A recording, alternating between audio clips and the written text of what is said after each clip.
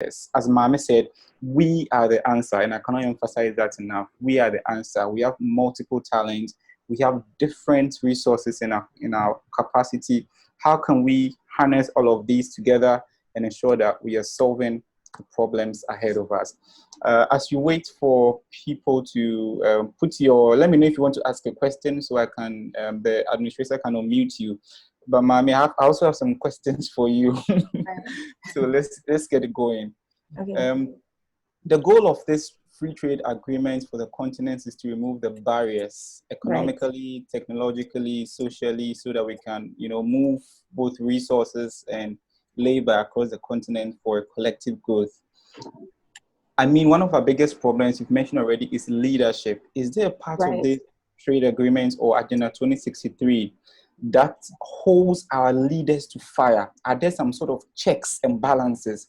We are tired of saying it will be okay. Someone should face a penalty. Is there anything like that so that we're on track? So the thing is that within the AFCFTA, because the trade agreement, there's a dispute settlement system, but that is not for your leaders. The dispute settlement system is for negotiation during trade. So maybe you have cotton and you're selling to another African country, and then there's a dispute that maybe the way you are selling your cotton or the price of your cotton is already priced, or you have put a tariff. Or so let's say, for example, with barriers to trade, we have technical and non-technical barriers. So now the typical non-technical barrier is tariffs, the taxes that you pay. Okay, so at the end of the day, when you open up your market, the same price you are charging the person from charge. So now let's say you are charging me from the dispute settlement system. But then now there are also cases whereby maybe you can say the quality of the cotton must be set a certain standard and I cannot meet it. So I can raise a case against you, your standards are too high.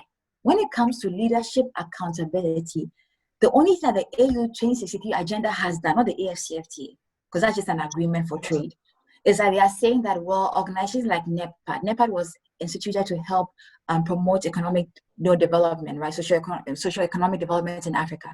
People like them can help to monitor and see, are the initiatives being taken, are they being promoted, or are they being effective?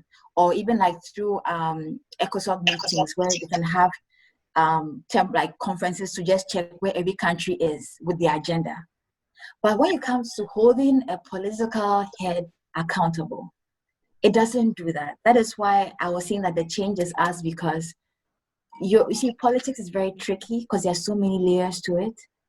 How much more, even in your own country, ask yourself, in terms of accountability, what you're going through, how much more on a larger scale. The only thing that can happen is that when we renew our minds, as this, we are asking that we want to see a new Africa, right? I don't need to come and tell you that. People think, look at the Black Lives Movement that's happening now. No one ever thought you see a generation of Caucasians standing with Blacks, saying that, you know one thing, our parents were racist, we won't be racist. How do we say our parents were thieves? We will not be thieves. Our parents were pushovers. Our parents sold out, have sold out government property just for money or fame. When will we say they did that, we won't do that, right? So we need a movement like that enough is enough sort of movement, right? That goes beyond protest, but comes even with initiatives and actions, right? To see how do we build and support ourselves. So I'm sorry to burst your bubble, but there isn't a mechanism that holds leaders accountable. There was an agreement, the one we did was called the Cotonou Convention. The whole idea was that maybe if our leaders fall short, they will go to the ICC, the International Criminal Court. But even right now, they discovered that All right, this is still the exposition. We are speaking Agenda 2063 and also Africa's Continental Free Trade Agreement. Maame has been speaking on that. We lost her, so as she's trying to join, we will be taking questions. I think when Maame joins, I'm going to allow Kwesi Ajememboateng to come in, followed by Semfuma Sandra, and then Lazarus Langbeer. So as we are waiting for Maame to come in. So thank you so much also for being part of Hojja Africa or joining this particular session on AU 2063. As Maame has said, it's dependent on us as a people, and it's really difficult that sometimes you want leaders to be really accountable. You want to put them to correct checks and balances, but it becomes difficult. So I was thinking there's a part of this Agenda 2063, where the AU holds its leaders to fire for us, but it seems we will have to do it ourselves. As Right. Maame. Perhaps you guys can continue, maybe if there's anybody. Okay. All right. Yeah. So, Kwesi Ajamamboatin, you have a question, so you can unmute yourself and ask Maame.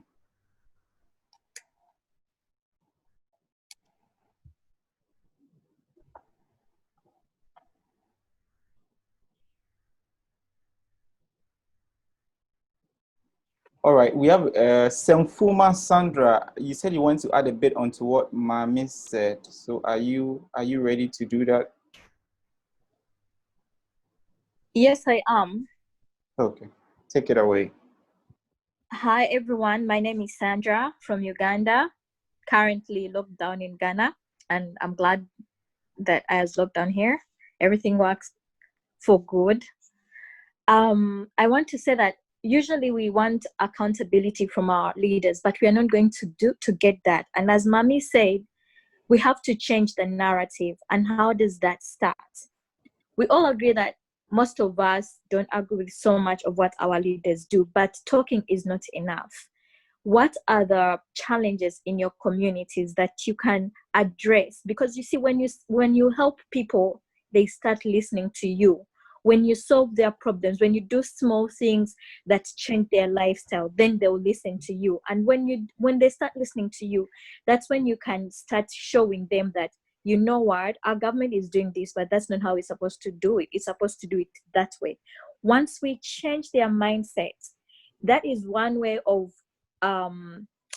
changing how they vote, then they stop voting for who pays them the most money, who buys their votes, and they realize that now they need to pay for people who have the policies that are going to change their lifestyle and the narrative.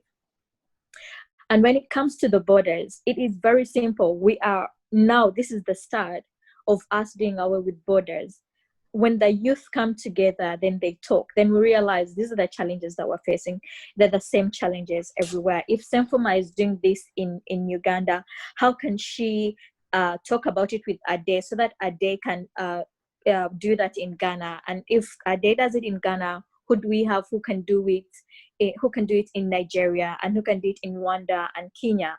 And once we are addressing our challenges the same way across, then we are actually breaking the boundaries and the borders. And when we say that we're going to meet in another country to do this, then we have already done things that have caught the attention of the decision makers, and we have built the synergy. And with that, we will be listened to, and we will get the change that we seek. Thank you very much. All right. Thank you so much, Semfuma Sandra. And I'll go to Israel Fuga. But before you come in to ask your question, Lazarus wants to know, Maame, what is our strategy to convince our leaders to do away with the current borders in Africa? And before you answer, as of 2018, Africans can travel without a visa to just 22% of other African countries. What is in this 2063 agenda to scrap the borders, to scrap the visa requirement, to ensure that movement is free for all? Right. So one of the things that even covers movement is even the AFCFTA, but then there's a whole number 4. That's the passport, and then and then free movement for all people. So even though the passport has not been established, we need to understand that some countries are a little more rigid. Especially with, like, let's say countries like Angola. SA was like that. So some countries will say they were open to certain nationalities coming in, not other nationalities. So Ghana, we have one of the, like, for example, Ghana and Kenya, we have that relationship. So we can be in Kenya for like 90 days visa free. I think recently we also have, Ethiopia had an agreement with us for that. So now people are doing a country to country basis. But we don't want that also, because then it becomes preferential treatment. But some countries will say that, okay, we don't trust this nation because of this. Maybe some of the laws don't work there. So because of security reasons, they won't open up to everyone. Or they're opening up to, sometimes it's some form of trade. We open up to you, open up to us because, there's some benefits. There's like clicks, right? I'll move with you because of certain benefits I'll get from you. So some countries get to suffer, which is also unfair. But the thing is that's why we don't want that kind of unfairness. We want it to be fair for all, but we have to strengthen our security, not use security as an excuse. So it is in the agenda for the AU 2060 agenda, but they cannot force it on the state. So the states, because it goes to parliament, and then they have to have that discussion. But what they are seeing happening more of is that with the AFCFTA, that will change that, because now when goods start moving, people also start to move. So it starts really with trade, because the thing is that why are you moving in the first place? You need, okay, maybe holidays, fine. But there are some countries that okay, vacation-wise, it doesn't really make sense. People would rather go for business. So business becomes a stepping stone. Like SAA, for example, they gave, if you were trying to fly from SA to Nigeria, flights to Lagos were extremely cheap. I remember I was trying to go to Abuja, so I checked the ticket. Let's say there were tickets for like $400 from SA, Cape Town, to Lagos. But from Cape Town to Accra, I was looking at $600, $800. Why? Because of business. Because Lagos is the business capital. So even the airlines were looking at things like that. The more movement, the funding that they get. So I was going to say that business does help with the barriers. That's what trade is supposed to do. And so with the accountability, you cannot force a country to open up its borders. It can say, I don't have the facilities for safety. But once there's trade involved, when money is talking, believe me, people start looking at, oh, okay, it's not safe. You know what I mean? So people need money to even help, strengthen the security system that they have. So, yeah. Sorry. All right. So it wasn't a prerequisite that if you're signing the AFTA, you have to open up your borders. It wasn't. No. If you are signing the AFTA, it comes not the AU agenda. So the Agenda 63 is different from the AFTA. Right. So signatories to the AFTA have to open borders, right? But the Agenda 2063 is completely different, right? But as of now, yes, have all African countries signed the AFTA? 54? 30 countries have ratified. Okay. Yes, because you can sign but not ratify. If you sign, doesn't mean anything. It has to go to parliament. So in terms of ratification, we have 30 states. Initially, Nigeria was hesitant, but now they're coming strong. We need everyone. So now we have 30 states. We know it will increase. Some people are just waiting to see what's going to happen. Then they'll join later. But so those who join, they open up their borders. And then it's a gradual process from there. So. All right, it's a gradual process. And yeah, before you come in, Israel, I think I want to also touch on travel. I don't know how you feel airlines can be engaged, because cost of airfare from Kenya to Namibia is more expensive than from Kenya to Thailand. And cost of airfare from Nairobi to Dubai is cheaper than from Nairobi to Morocco. So it looks like within Africa, airfare is expensive. And for trade to be realized, that means you need to engage airlines too as well. Is there any plan? What's your advice for that to be achieved? So for the agenda, AU 2060 agenda, there's a whole thing for a single African air transport market. I know that Ethiopia was pushing it very heavily because they rely heavily on aviation. So then the thing is that in terms of having to make flights cheaper, more people need to start traveling, right? There has to be traffic. And so when there's more traffic, you can say, okay, fine. Because the thing is, if nobody wants to go to Burkina, someone is in Kenya, doesn't want to go to Burkina Faso, right? At the end of the day, it's going to cost the airline more to take a few people, right? They need more people trying to go there. So we need to start traveling within our continent. So once we start doing, then it begins to also now make the airlines, because as we speak now, how many countries do have national airlines? Not many. That's why if you're trying to go to Kenya, sometimes you can get good flights, cheap flights with Kenya Airways or with Air Rwanda, because they're all in East Africa, right? But it's different for countries like we're in Ghana. We don't have a national airline. You get the point I'm making. So we need to, the more people start moving up and down to certain specific places, it opens up. But as young people, what can we do? We can, like I said, the best we can do is to push travel amongst ourselves. The money you're going to spend to start going to the US, on vacation, why don't you go to another African country? It's not always about comfort. You see how Caucasians can pick up a backpack and come here and go and move in some rural, and they are fine. They're like, oh yeah, I went sightseeing. When we go, we want to go and shop, eat hamburger, and take pictures. That's how we think. So how do we shift the mindset to say, let's travel? Let's see. You need the experience. Let's experience other African countries. Let's experience how other Africans are thinking. Maybe we can push an initiative like this, exchange programs. With even South Africans, young South Africans. A lot of them don't even come here.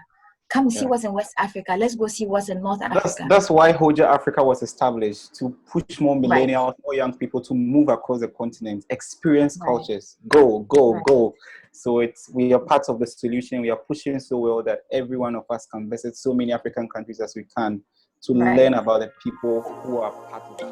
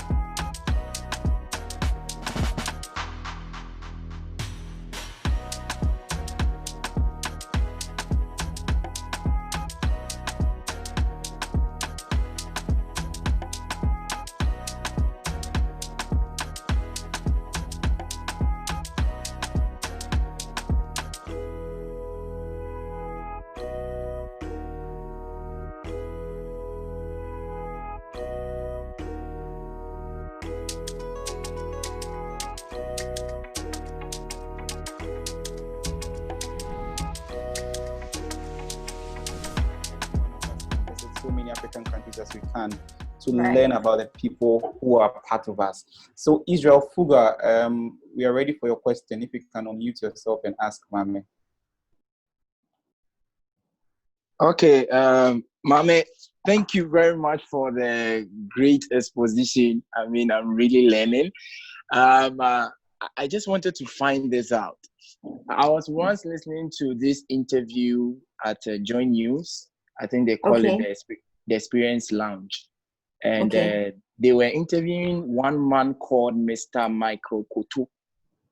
I think he introduced himself as the managing partner for Confident. And he's also he's more like a project consultant for World Bank and all that. Right. And briefly, I mean, they were really going deep into the after whole thing. Yes. And I mean, I was just glued to my TV set. I mean, the TV set, just trying to see, okay, I don't understand this whole thing. What's the new information? What's going on? And he said a lot. One thing I want you to also bring clarity on is he said that the after is really making so much progress that so far the guidelines the deadlines they've set, they've been able to meet most of them. Actually, he actually said all of them. And he added that they are waiting for the 1st July to see whether it will come or not. And I think that one you just said is not coming off. Yes, and then he said that, for example, young entrepreneurs, he would want to encourage young entrepreneurs to be involved in this AFCFTA. In the sense that this is the stage that whole agreement is being formed. It's still at the formative stage. And so you want young entrepreneurs to be engaged in helping the initiative come up with certain guidelines or rules that will favor young entrepreneurs. Yes. And so I was like, okay, how am I? Maybe I work with 1 Billion Africa. I also have an arts institution that I started. How are these startups? How are we going to be able to be engaging the stakeholders, which when it comes to Ghana is our government? How are we going to do this? How are we going to work with our government to be able to ensure that, let's say for the arts industry, what can my firm or my startup bring on board to tell my government that, this is what is actually going on the grounds, and we need you to put on some no tariff on this kind of artwork so that we can ship it to different countries in Africa. You want to promote the contemporary creation of African art among its own people, because most people who buy art are outside. We want that to be inside. So how do we do this? How do we let young entrepreneurs, from your own understanding, how do young entrepreneurs engage this AFCFTA to make sure it becomes profitable for everyone? Right, wonderful. So the guy you spoke about, I also engaged with him. I met him at this Crystal Ball AFCFTA conference they had earlier in the year. So they have an organization. I have to find the name and then I found a way to get it to you. But they were talking about how they were going to see how they could help fund what they call African multinationals. So companies that are owned by multiple African, so like maybe you know how like Nestle is a multinational company, right? So it's Africans from across board who can have a company that is owned by Rwandese, Egyptians, South Africans, and then they started a company. So let's say even if it's for art or for producing of milk or whatever, so they want to fund things like that. But yes, you talk about engaging with your government. So the headquarters will be here in Ghana, and when the headquarters is established, there'll be different departments, right, that govern different things. So one of the good things I believe is speaking in one voice. Now the AFCFTA is not for Ghana, even though it's here. So how, if you're in the art industry, the whole idea is that now speaking as just Ghanaians doesn't help. How do you now find what are other Africans in maybe Ivory Coast going through in the art space, right? Or maybe even if you could okay, let's start with Ghana first, okay? So maybe in your department, in your field, finding other young Ghanaians doing what you're doing. What are the concerns there? Then having to take it to these people, right? The different departments, because they'll tell you that there's a form of protocol. But once the headquarters is here, great. So what can we even do for our friends who are in the other African countries, right? So I was telling my little sister about animation, and I said, even cartoons, look at Disney. We hear about Disney World or whatever. Just see how big Florida is, right? And there are people who work there from different states. So why is it that when it comes to animation, Ghanaians have their animation, Nigerians have their animation? Why can't we come up with something that is so professionally and well done, that kids in Botswana can be watching this cartoon and it's doing so well? Because I think everybody wants to have some form of monopoly. It's not going to work. And we can't compete with each other. We need to compete globally. Because as a continent, China, look at the population of China alone. That's the whole point of the AFCFTA. So if you're doing art here in Ghana and your work is good,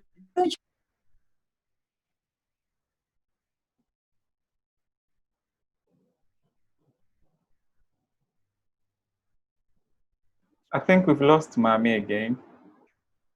All right, so this is still a Zoom conference by Hojja Africa on Agenda 2063. So I think the people are asking what the AFTA is. So it's the African Continental Free Trade Area. As Maame said, 30 states out of the 55 in Africa have ratified it. So they have agreed to the full policy of this trade agreement. And it's just to remove every barrier to trade, economic, physical, technology, so that people can move across countries to sell goods, services, and to actually establish businesses. And I'll urge all of us to take time and go through this policy, because the more we understand the various facets of it, we can push our leaders to actually help us realize the benefits of this agreement. So just imagine there's no barrier to doing business across Africa. And another part of it is that it's not just goods and services, it's also labor. So you can be a skilled lawyer or anything, but you can work in any of these countries as part of the agreement. And I think that is interesting. So it's something we can all take advantage of.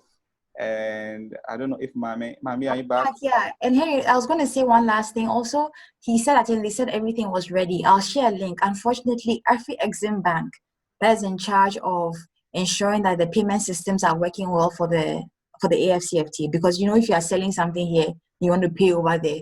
Payment systems are very complicated in Africa if they're not harmonized. So Afri-Exim Bank wants to create a harmonized payment system, but they said it's not ready. They were supposed to actually have been ready in June. And then they weren't ready.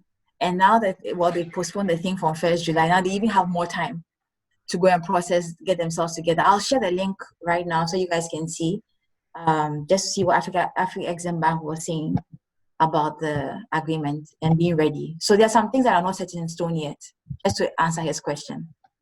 Right. And I just said something. I realized that as part of it, labor can move from one country to another. So I can be a consultant, although I'm Ghanaian, but I can move to, let's say, South Africa to work. Right. Really, without no one expecting any license or any other requirements of me. Can you clarify that? Yeah, so of course, when you move into any country, even within, obviously, there's some fundamentally, you're not supposed to have any barriers when it comes to rendering services, right? Because you're supposed to be able to remove all those technical barriers that make it difficult for people to do work in. So when you find yourself in that situation, once the country is a party to the AFTA, they're not supposed to make things difficult. So that's why they're still negotiating those things, because services is very tricky.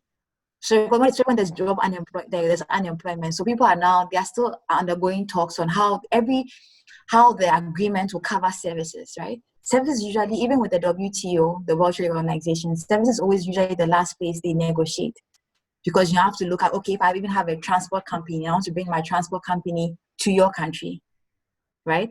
What will I have to undergo? Because maybe you also have STC or some company that's running and it's government owned.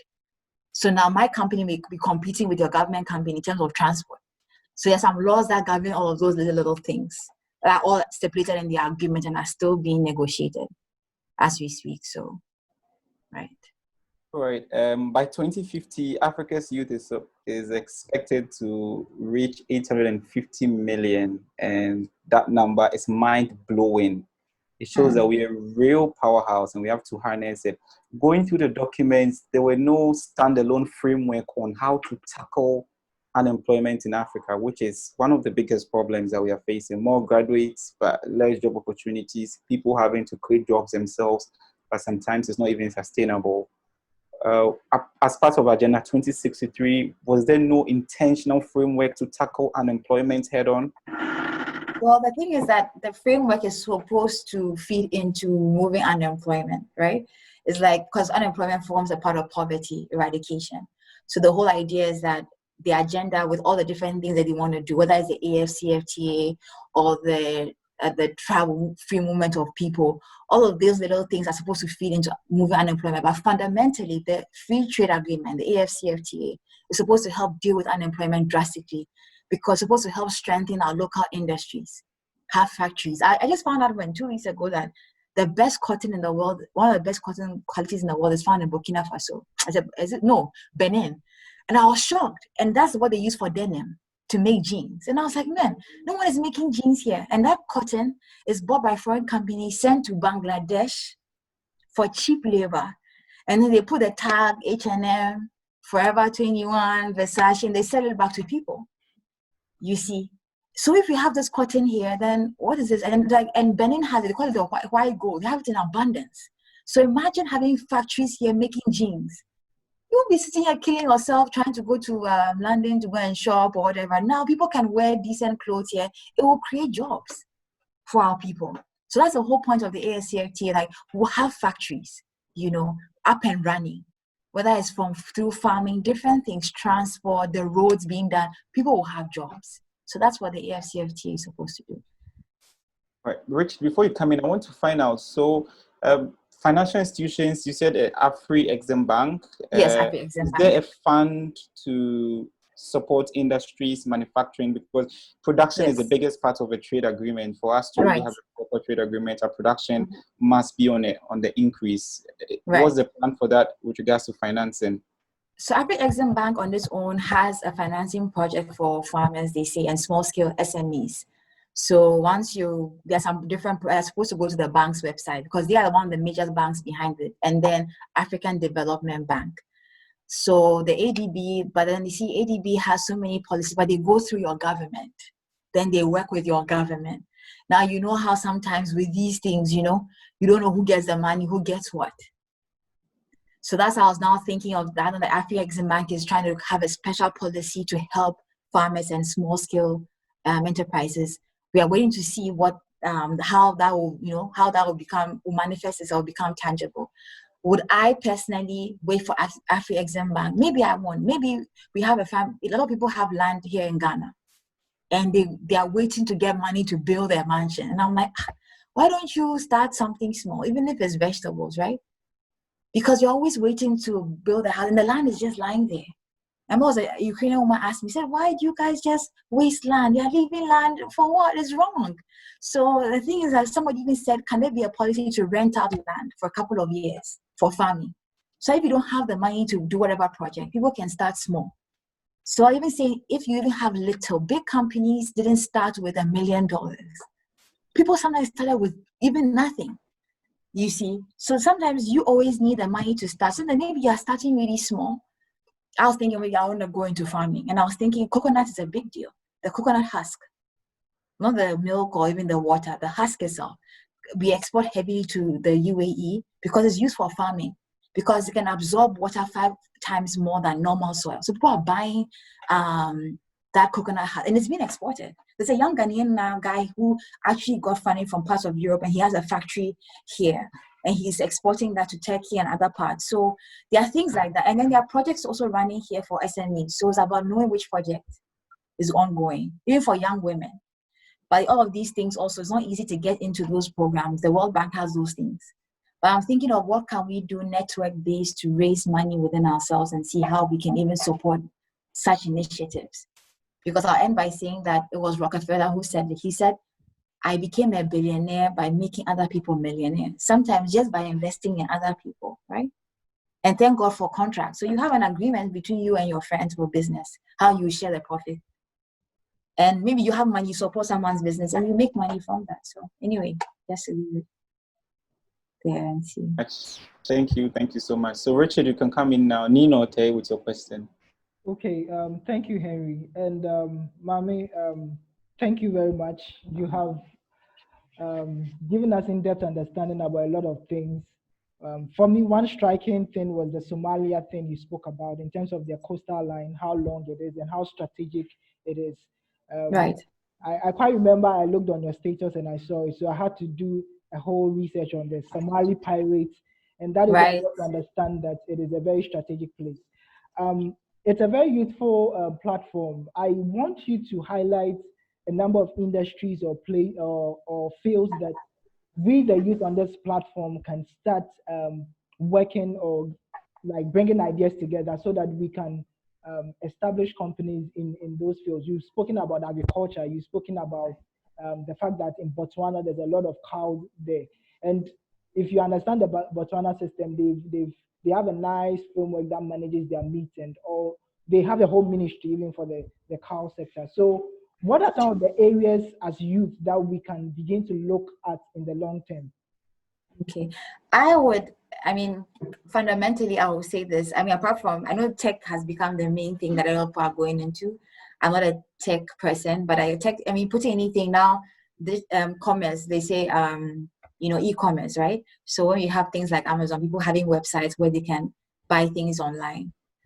These are great areas that people are looking at. But I think fundamentally, agriculture and even trade in finished goods, because people will always be hungry. When the COVID season happened, whether if you're in any hotel business or whatever, you see people are making so much losses, but people will always need to eat, right?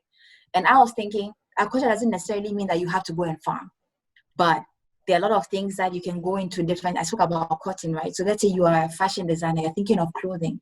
Why don't you want to own the entire value chain? Why are you trying to maybe just wait and buy the fabric? Okay, so when we think of how do we own the entire process? So now maybe we will think of, let's say, the factory that produces the textile. You're looking at the person who designed the clothes. So it becomes one company that owns the entire process. I don't know if I'm making sense. So I can say that even the people talk about, let's say, I was talking to somebody yesterday about even ships, right? So South Africa, they build their own ships and then they sell. We have engineers all over, but I'm thinking maybe as an engineer in Ghana, you may have some skills, but maybe some other engineer in what country can I even mention? Burundi has another skill. Okay, how do we come up with maybe creating this machine to filter water? It's different things. The whole idea is that in whatever field you're in, the only evidence of the value of that field is what you bring out of it. And that's true, the matter that money doesn't exist in a vacuum. Money goes where value is. If you create something that people want, people will come. So you have to find a need. I can come and list a bunch of things, and then it may change tomorrow. But fundamentally, processes, things that make life easier. People need to filter their water all the time. People always need food. People need things like spices. People need clothes, right? Art is good. Art is also a life. So maybe hotels will need art, right? So he spoke about art earlier. Shoes. Talking about making cars. Hey, it would be awesome if people could make cars. Because now with the AFCFTA, car people who are like Ghana, we have Kantanka. But what he's paying to produce his car is like what someone will pay to him. Like it's even, he's paying heavy duty on things like that. So maybe more people need to enter into that space, right? Of creating things like that. Even making bicycles, just little things. I was thinking of the person who made, what was it the person was saying? Even little levers to make life easy in the kitchen. Small things that make life easy.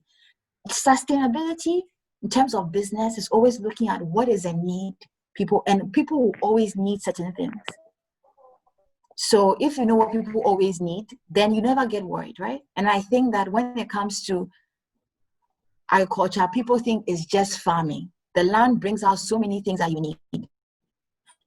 But turning those things into finished goods that people want, we need those two things. People who are going to give the land, those who do the farming, those who produce, those who help to sell, those who help to market. I don't know if I kind of answer your question, but yeah. I think you did. Yeah. All right, thank you. And just from what you said, money goes where value is. So it's really important that, yes, we look for collaborations across the continent. Are there people who are in our fields, who are doing similar things as us? How can we work on projects together and pitch for financing so we can really blossom? So I think as young people, that's what we should be looking at from now. And one other thing too I wanted to say, and also the languages. We need to learn different languages as well. There's French, there's Swahili, there's Arabic. I think learning one or two extra languages that are dominant in Africa will also really be to our benefit and help us take, advantage of this trade agreement and the Agenda 2063. So yeah, any other questions? I don't know. Kwesi wanted to ask a question earlier. I don't know if you're ready. Then you can go. Kwesi, can you ask your Kwesi Ejenim Boateng?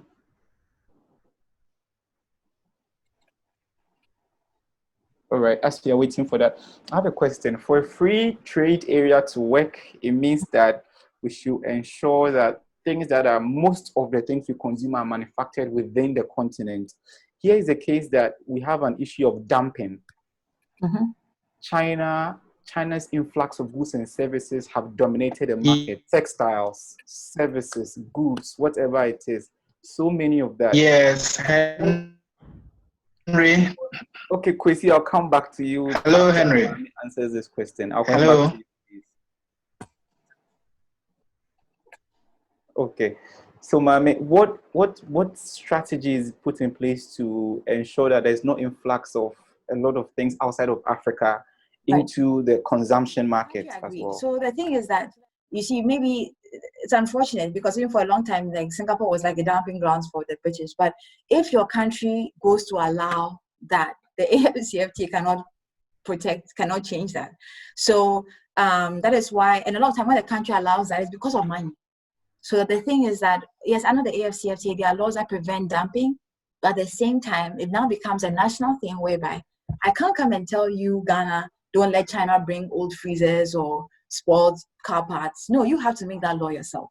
So these are things that you now have to hold your government accountable, even within the state. But yeah, the agreement can do so much in terms of managing how we trade with each other. But what you personally choose to do as a state with another foreign country, the agreement cannot do that for you. So you should actually know better to make a good decision. Thank you so much, Maame. So I'll invite Kobina Kwanzaa, who is one of the special people who have asked to join this session. So Kobina Kwanzaa of Rich Marketing. Please, if you have any contributions, the floor is yours. Hi guys, good to be here. In fact, I'm very excited to join this session today and to hear Maame and everybody speak and share their ideas on how best we can make this continent a better place. I think we've shared so much, and even before this session, there's been other sessions People have shared very intelligent ideas on what we can do to make the continent better. But I personally feel the change starts from us. I think one lady said something like that, Sandra also, that in our own little way, in our homes, in our communities, all the big things we want to see happen on the larger scale, we should start from there. In our homes, some of us, even not in our homes, let's say in our communities, we are not able to just go to our neighbors and then join hands with them just to even clean the community. Some people go and call other people from, outside their community just to come and clean. Something simple as cleaning, And I believe change starts from our immediate environments. Beginning from us to our immediate environments before the larger scale. So I think much has been shared, and for now, personally, I believe we should be doing more than saying. So beyond this session, I hope to see more collaboration. As Maame mentioned, we can't wait for the AU to come and build our roads or connect our communities. In our own small ways, if we can set up some crowdfunding, something to push some of this agenda the AU is talking about, let's do it. If you're not even the one doing it and you see it online somewhere, you feel this is a cause that will benefit the next generation Africans, I think we should all support it and then go all out to make things happen. I think this is the little I also have to add. And thank you, Maame, so much for all the wisdom you have shared. Thank you too, Abaka. Thank you so much, Kwabena. Thank you. Really grateful. And Kwabena is also one of the project leads of the New African Mind. This is an amazing gathering where we share, we need to share ideas about how to move the continent. So watch out for it. We'll be sharing updates on it to us and when it's happening. So thank you. There's a comment from Paulina Ansa. It's really interesting how individualist we have become, and it's true. More countries have this whole protectionist policies thing when it comes to Angola, South Africa, and it's been like that for a long time. But with this, it means that we have to come together as a continent. Maame, I want to take your views on this. I read an article by BBC's Andrew Harden that spoke about for a collective African agenda to be realized, it means we need to have sustainable leadership. Change of leaders really affects continuity of projects. So China is even speaking to leaders that, why don't you look at a unitary government where if it's a two-party state, they come together to form one party, and then they reach a certain compromise when it comes to leadership and other things, so that an agenda like this can really be sustainable, can really be followed through. Because sometimes one government starts something and then they build infrastructure, the next government feels, when I complete this, it will go to the previous government's credit. So why don't I start a new one? And then we have projects that are started, they end up being like just there, they don't get completed.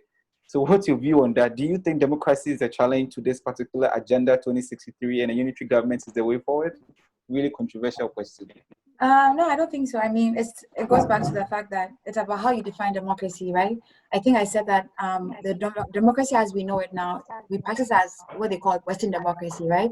It came into Africa in the early 90s and with the condition of getting loans. So that was really what underpinned the democracy we have now. So the IMF, World Bank, they said, well, if you want these loans, you need to change the way your politics is and your government, right? The sad thing is that with a multi-party system, it was instituted in a place where we have ethnic divides, we have different, we had come from a history of colonization, poverty, people's ideas of who they were. So now to have to build leadership on that is problematic, right? But moving forward, you're looking at China. China will tell you that they practice socialism with Chinese characteristics. That's what Xi Jinping said. The thing is that every country must find what works with them leadership-wise. I was thinking about Libya, right? People said, oh, there's autocracy in Libya, this guy's a dictator. Well, things were working. Yes, maybe to some extent, people felt like they didn't have certain rights. But I was even asking myself that, what more freedom could a person even need in life You just want to be able to change your leader. But now they got democracy. And look at Libya today. It's become a hub for all kinds of evils because NATO said you need democracy. But the thing is that democracy is practiced as what? The same thing in Iraq, right? Because there are certain dynamics in every country that you can't understand. There are ethnic divides, even the people have a particular way they behave. Some countries, if you choose, do what you want, it won't work because the people may be stiff-necked. We need to agree with certain things that even human beings have different characteristics, right? So with democracy, this is my thing about how we practice it now is problematic, right?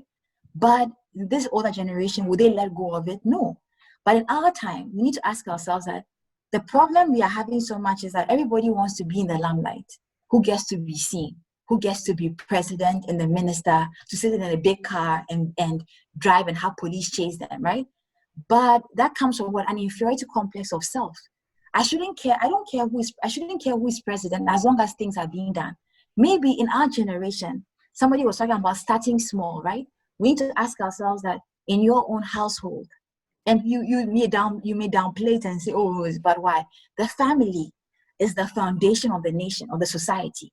So look at leadership dynamics in your home. Are you the person? I'm the man. I have to eat the biggest meat. I am the one who takes care of you. You have to now, all of you, I'm your boss. Like, if you have that mindset, you take it into leadership, right? Because pay attention, look at how our leaders behave. It's the same dynamic at home, whereby parents cannot make mistakes. So if we take our behavior and realize that even as adults, we can't, even if you become a parent, you don't know everything, you are still growing. Like the new African mind must challenge all these things, family dynamics, how the husband and wife operate in the household, how children are seen, are they allowed to express their opinion? These things feed into leadership. Why do you think when you talk, the leader doesn't listen to you? Because you don't matter. Everybody is waiting for the day they will become a leader so they will do what they want. And that's because you see at home, when you're a parent, you can't follow rules. Even parents have to follow rules.